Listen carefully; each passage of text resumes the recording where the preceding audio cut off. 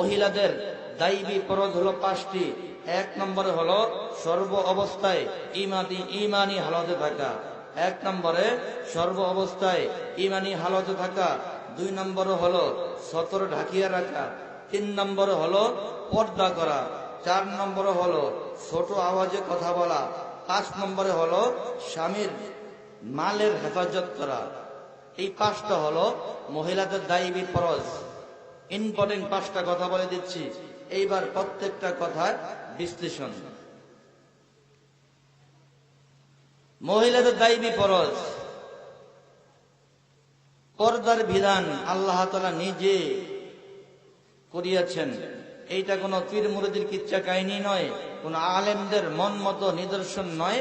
আল্লাহ তাআলা নিজে বলেছেন, ইয়া আইয়ুহান নাবিয়্যু কুল আজওয়াজিকা ওয়া বানাতিকা ওয়া নিসাইল মুমিনিন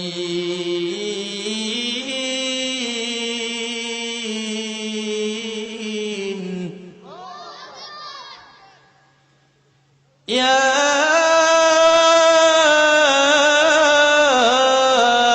আইয়ুহান নাবিয়্যু কুল আজওয়াজিকা ওয়া বানাতিকা ওয়া নিসাইল মুমিনিন।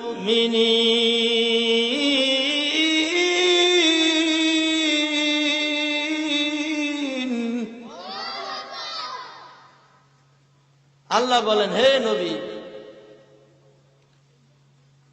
আপনার পরিবার পরিজন